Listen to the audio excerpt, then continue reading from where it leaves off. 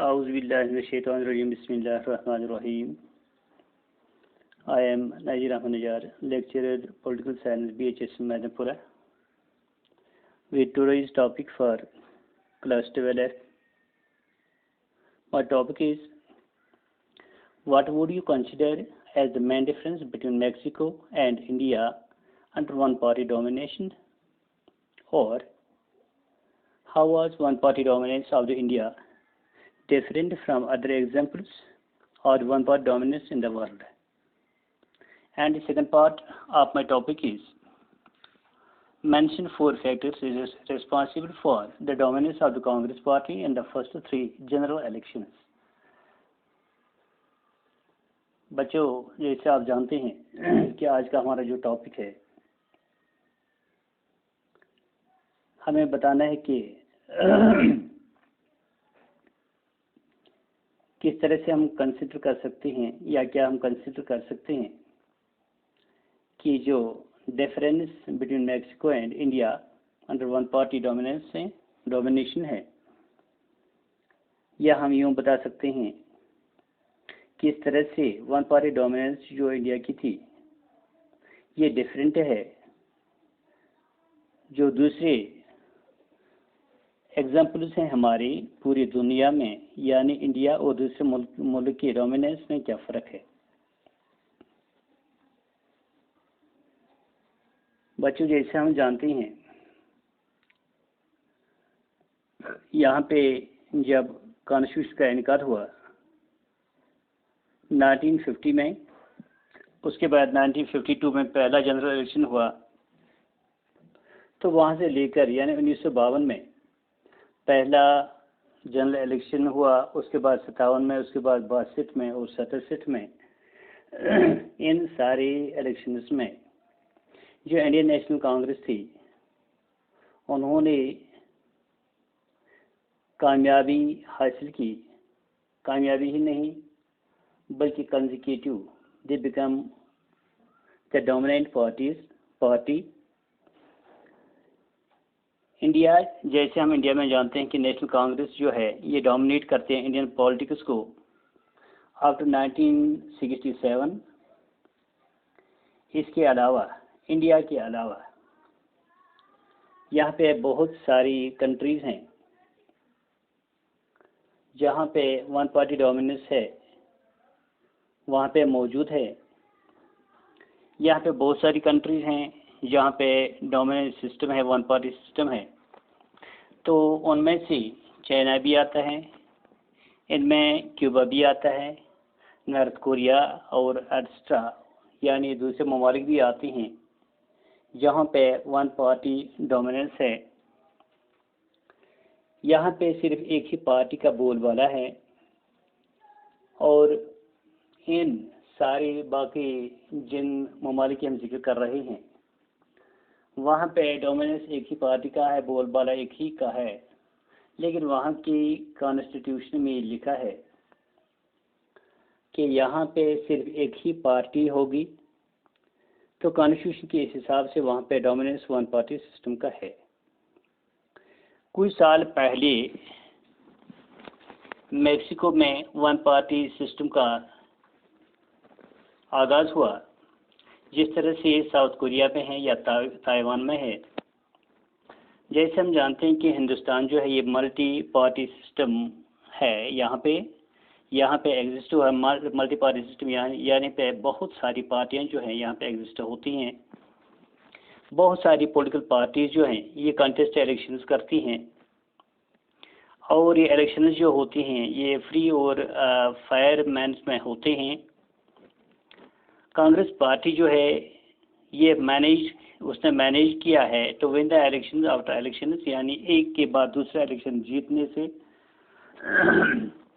Congress dominance जो था ये लोगों की वसादत से था, यानी लोगों ने उनको सपोर्ट दिया था। तो यही वजह थी कि उन्होंने वन आफ्टर वन इलेक्शन यहाँ पे जीत लिया। लेकिन मेक्सिको में ऐसा नहीं है। There was no democratic system in reality, यानी वहाँ पे रियलिटी में कोई डेमोक्रेटिक सिस्टम था ही नहीं। उसके बाद हम फैक्टर्स की बात करें, यानी कौन से फैक्टर्स हैं इसकी जिम्मेदार कि हिंदुस्तान में यहाँ पे कांग्रेस पार्टी का डोमिनेंस जो हुआ फर्स्ट 3 जनरल इलेक्शंस में, कौन सी वजूहात थी जिनकी वजह से यहाँ पे कांग्रेस का डोमिनेंस रहा है पहले 3 इलेक्शंस में।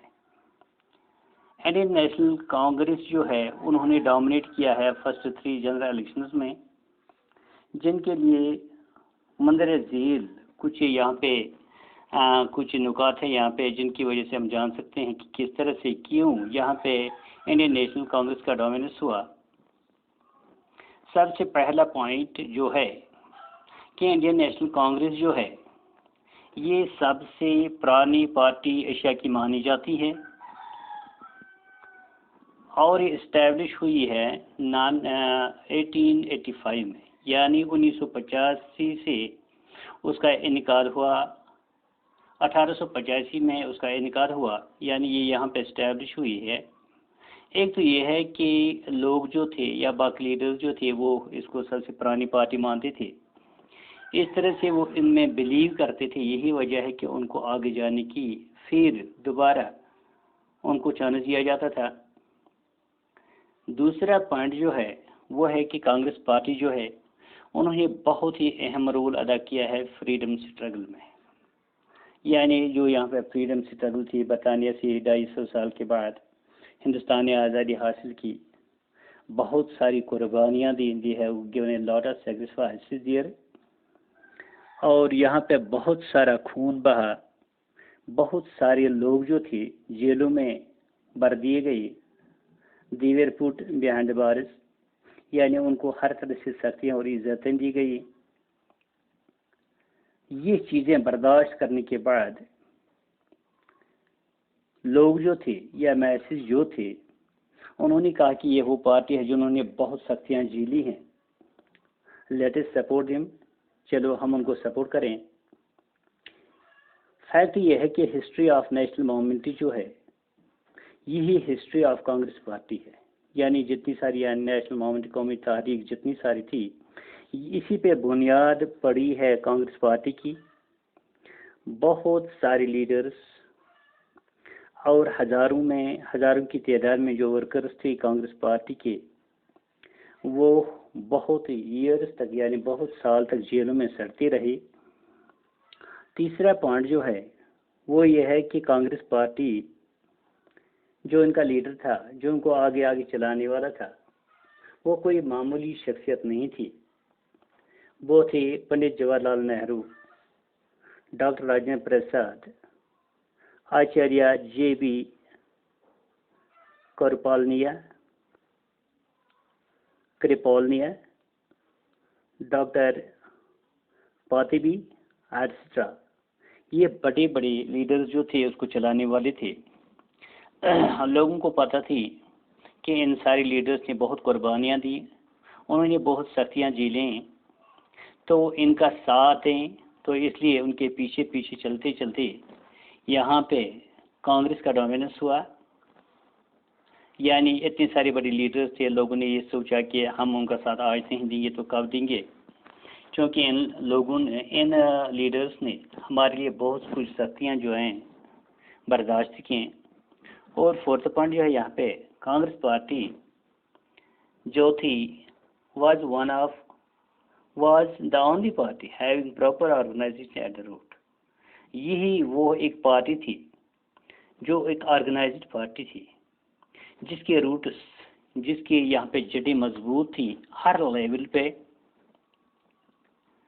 और इसकी जो नेशनल वाइड ऑर्गेनाइजेशन जो थी उसने उसे एनेबल कर दिया गवर्नमेंट को to keep in close touch with the people, कि उसने लोगों के साथ उसका तांता बंधा, यानी लोगों के साथ ये जुड़ी रही, to function as a effective democracy. इस तरह से यहाँ पे एक डेमोक्रेसी का इनकार हुआ और डेमोक्रेसी यहाँ की जो थी वो कामयाब रही। तो आज के टॉपिक में हमने देख लिया कि बहुत सारी कंट्रीज़ हैं जहाँ मल्टी पार्टी सिस्टम है, और बहुत सारी कंट्रीज़ हैं जहाँ पे वन पार्टी डोमिनेंस जिसकी हम बात कर रहे थे कांग्रेस की। बहुत सारे ममालिक थे तो यहाँ पे let me address the same in English once again. In Indian National Congress dominates Indian politics up to 1967. Besides India, there were certain other countries where one party dominated. There are some countries like China, Cuba, North Korea, etc., where only one party is allowed under the constitution. Few years ago, in Mexico, one party dominates like South Korea and Taiwan. In India, multi-party system exists. Many political parties contest elections and elections were held free and fair. Congress party managed to win election after elections. Congress dominance was on the support of the masses, but in Mexico there was no democratic system in reality. Now, let us describe the four factors, responsible factors for its dominance or for the dominance of Congress party in first three general elections. As you know that Indian National Congress dominated in first three elections.